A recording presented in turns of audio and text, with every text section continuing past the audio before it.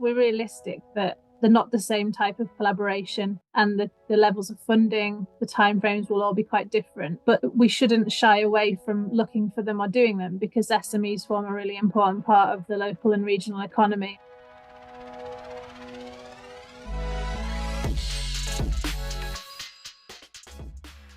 Hello and welcome to the Strategic Partnerships podcast series.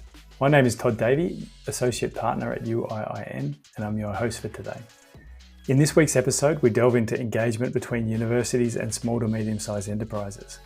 Join us as we explore the strategies and challenges faced by Charlotte Bell and Meghna Mathur from the University of Oxford's Medical Sciences Division. In this session, we will discuss how universities can create compelling collaborations with SMEs, from nurturing long-term relationships to navigating budget constraints. It's a great pleasure for me to welcome our two guests today, Charlotte Bell and Meghna Mathur. Charlotte, she's the Senior Business Partnerships Manager of the University of Oxford in the Medical Sciences Division. She cultivates links between academia and industry, as well as secures funding for collaborative research. She has also been the Knowledge Exchange Development Associate at the University of Bristol, so had other experiences within the UK, where she was responsible for impact development industry engagement in the biomedical sciences. And then finally, she's got an engineering doctorate from the University of Newcastle and did that in collaboration with GlaxoSmithKline. So welcome to you, Charlotte. We also have with us Meghna Mathur. Meghna's the Business Partnerships Associate at the University of Oxford, also in the Medical Sciences Division. She and Charlotte are both working on partnerships with large companies, whether that's Bristol Myers Squibb or GlaxoSmithKline, Johnson, for example, but then also working together with SMEs, so small to medium-sized enterprises. And that will be the topic of today's conversation. Previously, she was the product marketing manager at QKine, the University of Cambridge spin-out, and she's also established the neuronal androids platform within the Early Drug Discovery Union at the McGill University in Canada. Hopefully I got all that right, Meghna. And Charlotte, welcome both of you. Thank you so much for your time today. I wanted to kick it off with a question related to our topic of today, which is about SMEs. Now, when we're interacting and working together with universities, we regularly hear from them that SMEs are a problem for us. We find it difficult to work with them. So I guess the opening question would be along the lines of, how can universities create interesting collaborations with SMEs? Is it realistic to do so? What sort of collaborations and in what ways? So maybe Charlotte, I'll kick it off and ask you that question specifically. I think in terms of, if we talk about research collaborations first, because that's what our team is here to help support the development of. I think when it comes to creating research collaboration opportunities with SMEs, it's quite different to with a large company. With an SME, they're often on a fast trajectory somewhere because of a technology or a target or something that they're developing. And so for them to be able to develop a collaboration, it's going to be quite a focused question that they have. So in a way, it could limit the academic freedom. It doesn't have to, but it's not going to be quite as broad as a larger company might have question-wise. So in that respect, it's a bit more niche, the way that we would have to collaborate, and a bit more time-bound. So for smaller companies, the research needs to happen now. For larger companies, there's more room to have a broader question, a broader scope, a longer time frame, and probably a bigger budget. So in terms of how we create these interesting collaborations, the SME type collaborations would be more SME led. The larger company collaborations would be a little bit more co-developed or even suggested by the academics.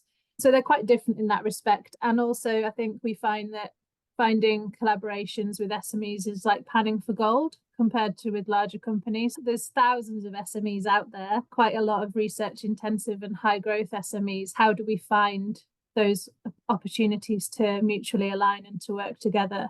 So what we're trying to do really, rather than looking for interesting collaborations, we're trying to foster longer term engagement with SMEs. So we're trying to be known to them earlier, to make contact with them earlier, talk to them and start a relationship that's quite light touch, but so that those SMEs know that we're here should the opportunity arise that they need to collaborate. And then they feel they can approach us, having already known us and known our remit, to be able to hit the ground running a bit more and to find the way into a big complex university like Oxford. So that's how we're doing it. We're trying to create longer term relationships with a host of companies, be that through being part of networks or connecting individually with companies. I guess that's a substantial challenge when you have talked about time bound, basically saying that it might be on a short term basis or there might be a short time frame for the research to be undertaken. How then do you balance that with wanting to develop longer term collaboration? You mentioned that you might be panning for gold and developing early stage relationships over a period of time, but how do you then build it into a longer term collaboration? So I think with SMEs, it may not be that SMEs would have a longer term collaboration with you. They could actually fail, and that's the end of the SME. So I think we're quite realistic in our expectations as to what collaboration looks like with an SME versus a large company. The large companies that we work with in Oxford, we've been working with 2, 5, 10 years, and those relationships morph and change and shrink and grow. The SME relationships that we've got are either we know them and we know of them, they know of us, we're watching and waiting, or we've had smaller interactions around data sharing or materials transfer that haven't formed into research collaborations yet.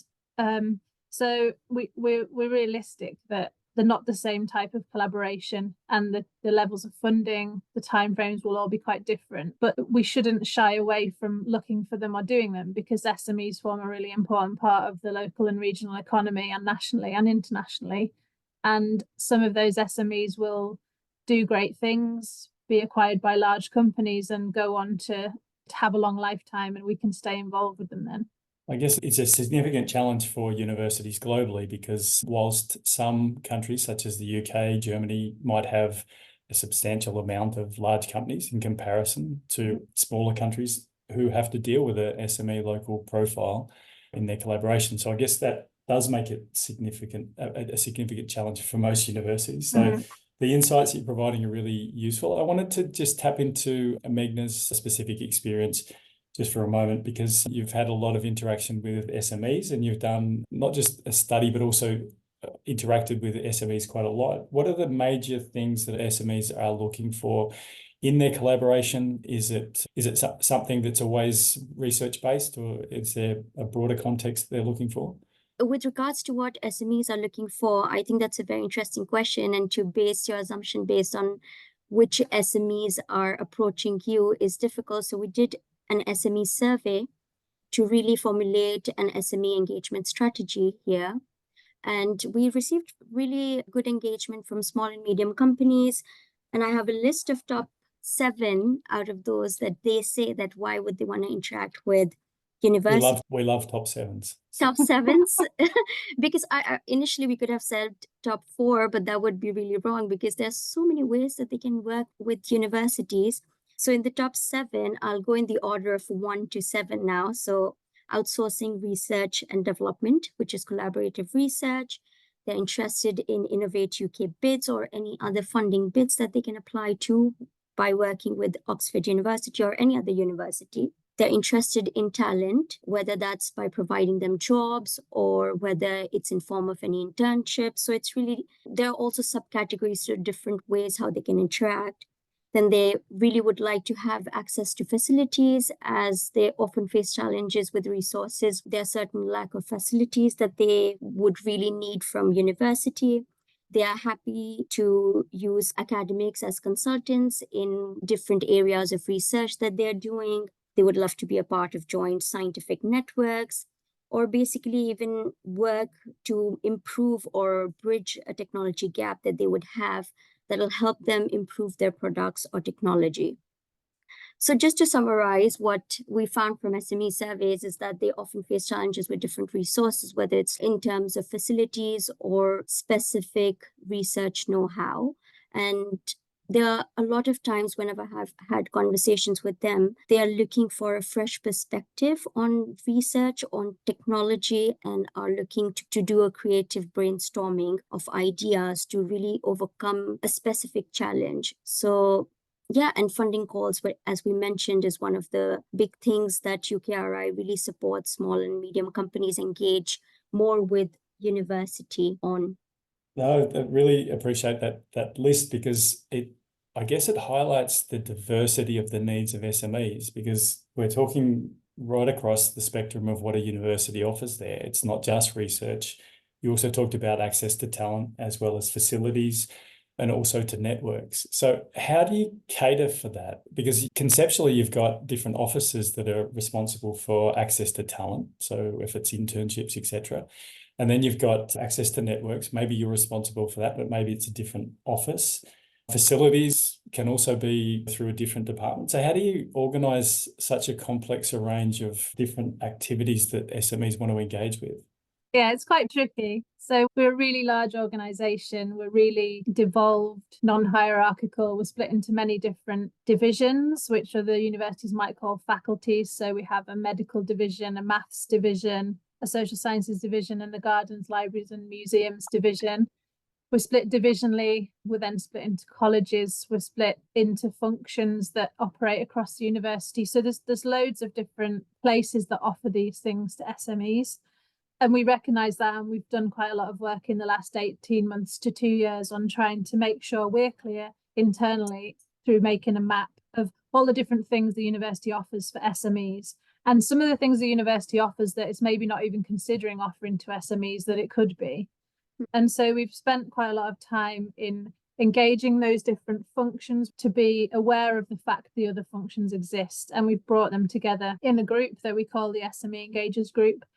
And that's existing to try and break down silos in how all of those groups work. So the first step was to raise awareness of all of the different functions and what they do. And in that first step, it was to also ask those functions, if you're approached by an SME and you can't help them with their query, do you send them to another function? And quite often it's no, because they either don't know the function, they don't know a person in the function, they don't have time to signpost. It sounds very basic, but in a big organization like this, queries can just disappear down rabbit holes or meet dead ends. So we've done some awareness raising of where you can send someone for different types of queries, what we all offer.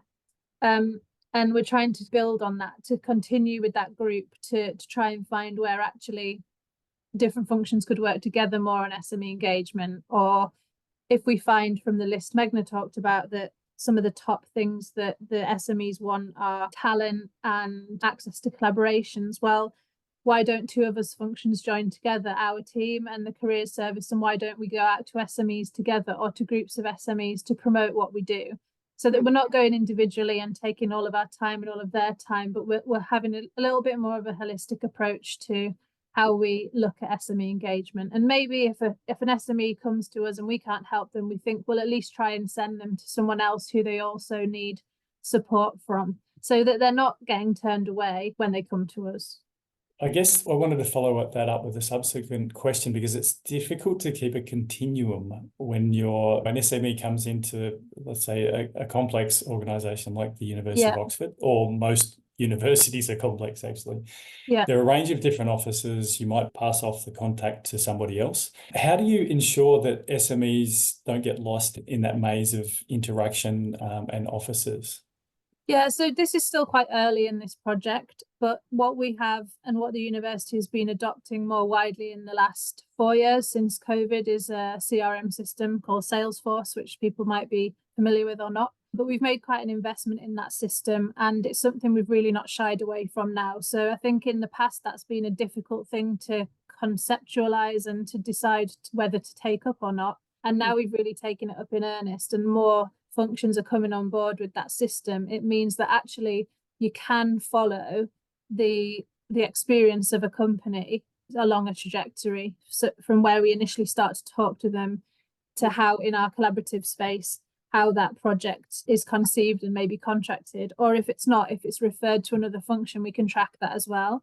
So actually we're testing out a few new ways of how we can look at our system to track, if we refer to, say, the career service, how we can follow up with them in 6 months' time to say, did you do something with that company? And we can keep a track that way.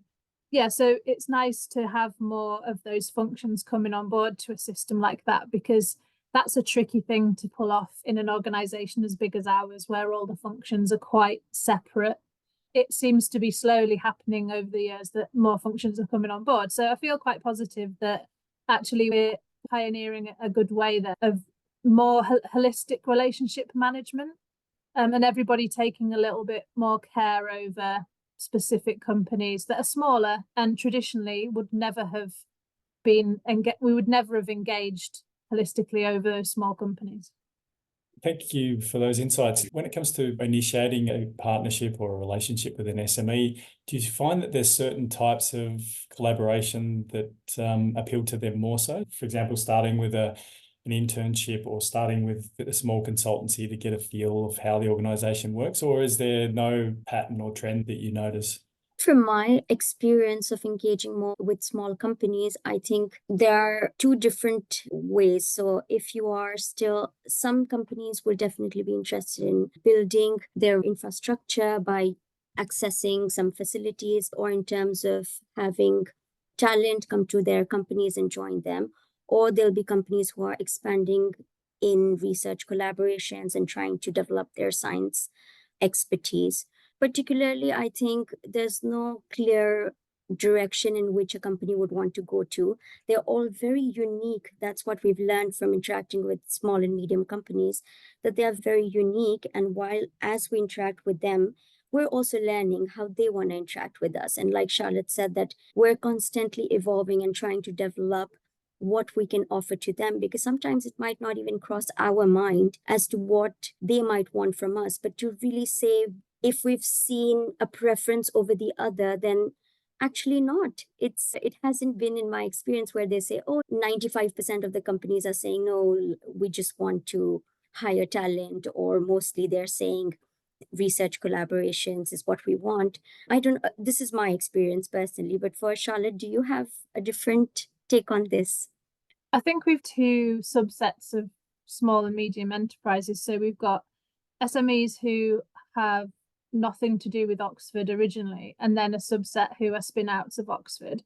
And so those two different buckets of companies would be two quite different interactions, because one bucket already knows us because they've been founded from here and one doesn't.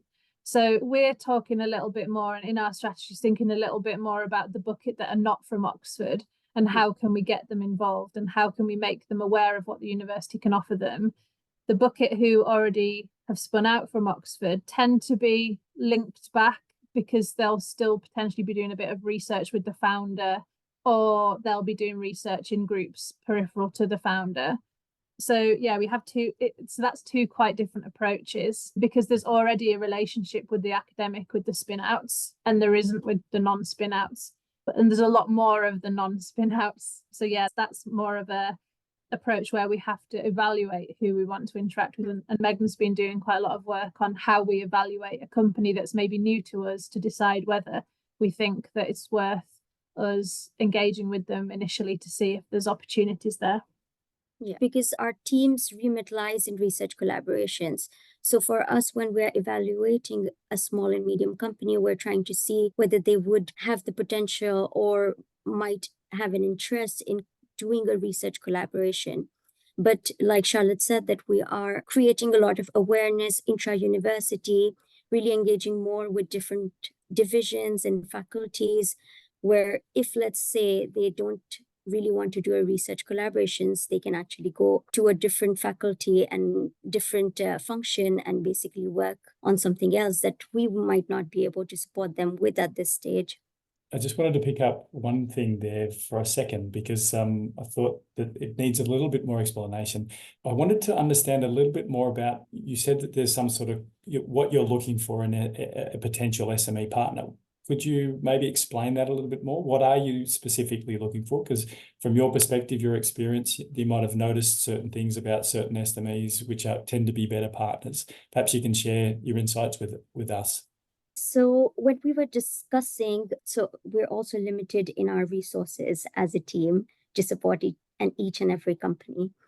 It would have been great if we could support all of them, but yes, we have to evaluate a little bit whether we would be able to support them in some way or not. And as Charlotte mentioned, that there is an evaluation matrix that we've developed that we would want to really use to strategically see, not just get bogged down with just science about the company or what technology they're working on, but just holistically understand whether they've worked with the university in the past. Do they have an understanding of how it works with university, so that they are also aware of different challenges that has that university, by working with university comes, then have they probably in the past applied for any grants that are related to research? Are they research active? More specifically to what we are doing, how our team can support them with research collaboration. So are they research active? Do they have any connections with Oxford University? Are they Oxford spin-outs? But research active meaning they've got their own R&D team or R&D personnel? Exactly. Are they doing R&D in-house, and are they looking to do more research, or they want to, sometimes, of course, they might want to just outsource their R&D. But the whole point is that for us, our priority would lie on somebody who has done research and would want to collaborate on a research level.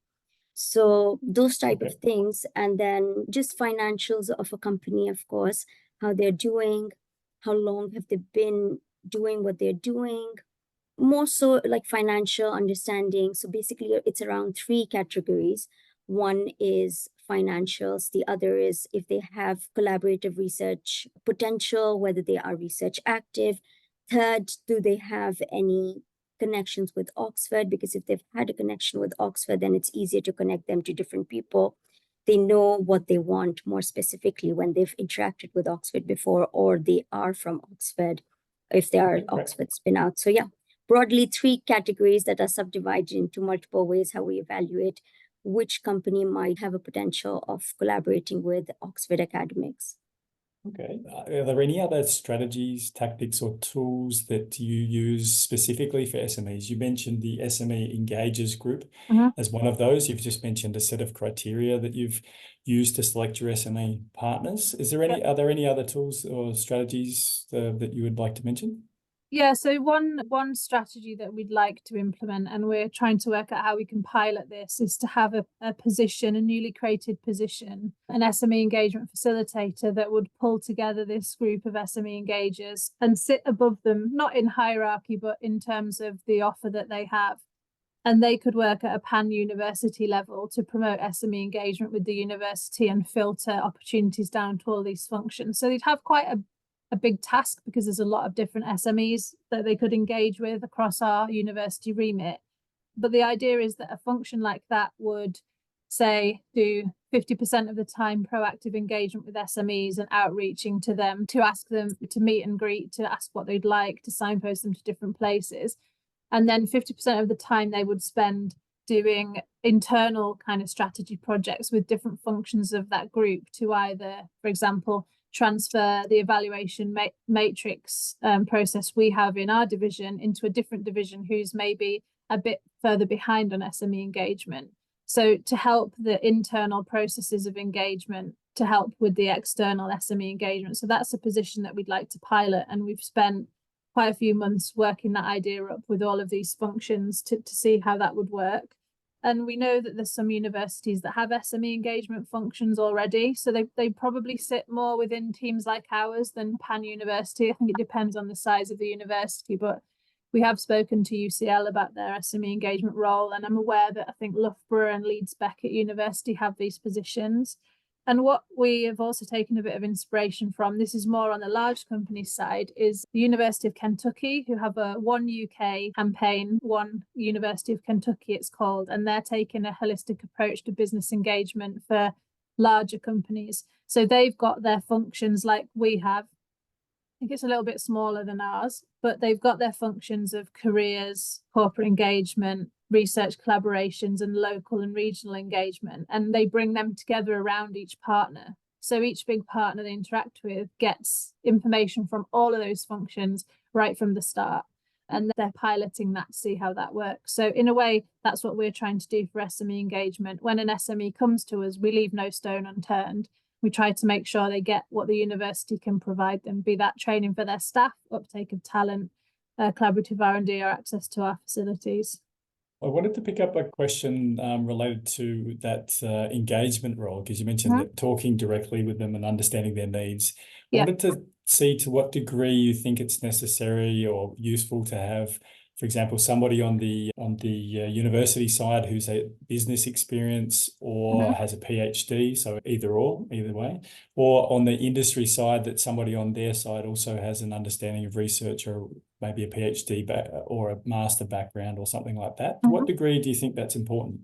For that particular role, I think having a degree in a discipline would help, and having worked in a university before would help. I don't think it would have to be a scientific background to do that, because the remit would be really broad. So as long as they could understand the concepts that they were chatting about, it would be fine, because their role is really to connect and to be able to understand at the basic level who to connect. I think in roles like ours in our team, where you've gone down a level and you're into medical discipline, it helps to have a science background so you can understand more of the science. But I don't think it's a huge blocker if you haven't got a PhD, for example, because we cover a division of 16 departments from oncology to population health. You can't possibly understand all of that.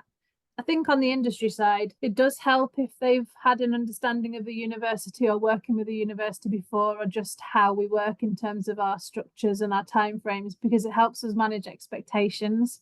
If they've never worked with us before, we've got quite a bit of educating and expectation management to do on how things can and can't work. That's really clear. Thank you so much for that explanation. I just want to finish off with a final question, because we have talked about until now just one-to-one type relationships where we're dealing with one SME. But I wanted to expand that a little, and just to see to what degree either SMEs are demanding it, or large companies, or the problem that they're addressing demands cross-disciplinary work, or where you have multi-actor collaborations, and to what degree that's actually occurring in your experience. I think it's increasing. So I've been in this team for 6 years now, and back then we tended to do a lot of collaborations that were one academic, one company. As time's gone on, those projects are starting to become multiple academics, one company, bigger scale. So rather than a company just asking one research question about a disease area, they're asking a research question across multiple disease areas. Now we've got bigger data capabilities.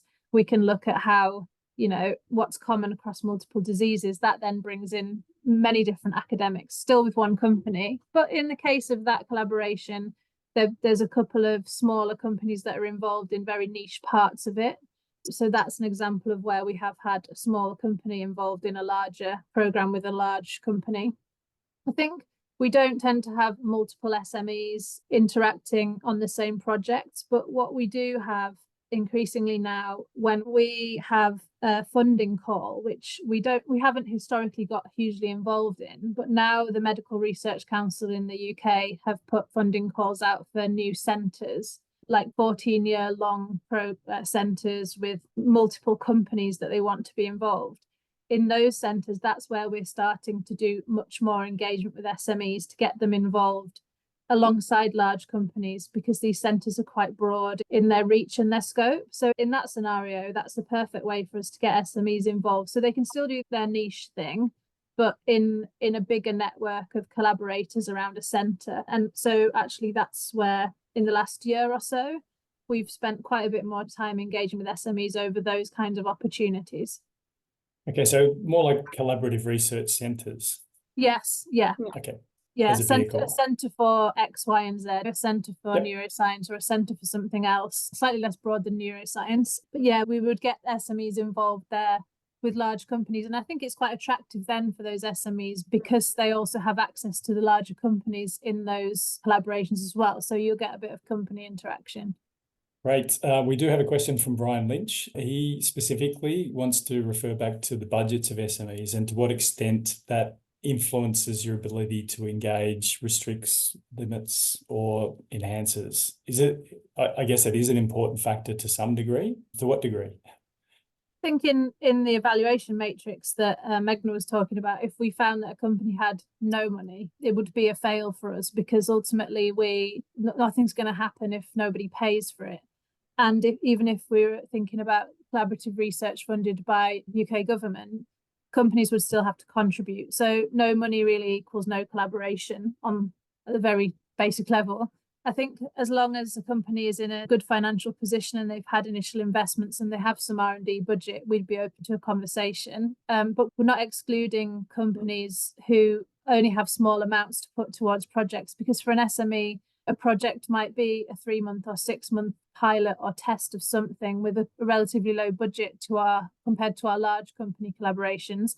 That's going back to where we started, about how we're being realistic and taking each engagement for what it is really with an SME, and to see if we can help them. The budget really is not prohibitive for us, but I think it is the main barrier historically that has put the university and probably other universities and people in our positions put us off interacting with SMEs, because we say they haven't got money, we're not going to engage with them. But these could be really crucial impacts that these SMEs could come up with that we could be part of. If I may add as well, please. So when we're evaluating, we haven't really thought of any, or we're not even planning on putting any threshold. So for us, as Charlotte mentioned, that every company is very individual. When you're interacting with small, medium companies, they really have very individualistic history. So we're trying to really look at it from a broader perspective, instead of just saying, okay, if you don't have money, then we don't want to interact with you. We're giving almost equal weightage to research alignment. What exactly are they doing? What do they want? Are they really clear on what they want from Oxford University? Because if it's an exploratory conversation, then that takes a different route. But if you're very sure what you want, and let's say you don't have, in your opinion, not as much as other small companies doing the same thing, but you're really sure of what you want, then the conversation becomes much easier. So just multiple ways of understanding what a company is doing. And budget, yes, of course, very important, but there's no threshold in our minds when we are interacting with companies. We look at the big picture, and when we see a lot of the things that we're looking at are a check, then a slightly lower financial situation will still be considered a success for us, and we would still have a conversation with them to see what they're looking for. Thank you so much for elaborating a little bit further. I think that's really useful, and hopefully, Brian, we've answered your question. We could continue this conversation for another hour, but unfortunately we have reached the time limit. But I do want to leave with one final question to both of you, and I'm looking for a 1-sentence answer. If you had to provide advice to those universities and knowledge transfer professionals who are supporting this activity, specifically with SMEs, 1 sentence, 1 word, whatever you like, but very brief, what would you say? I'd say that it's important to make sure that we can support all shapes and sizes of engagement to foster collaboration that can lead to impact. Fantastic. So eloquently described there, Meghna. I think a good communication also is really important when you're interacting. If you have good open conversations with every company, whether it's small or medium or large, that makes a huge difference as well in how you support them. Fantastic. On that note, we will wrap this up. Thank you, Charlotte and Meghna. It has been a delightful conversation, and I think very insightful. Thanks for having us. Thank you. Thank you for listening to today's discussion. Follow UIIN on LinkedIn, and if you're enjoying our podcast, make sure to subscribe, rate, and review in your podcast platform of choice to help other people find this content too.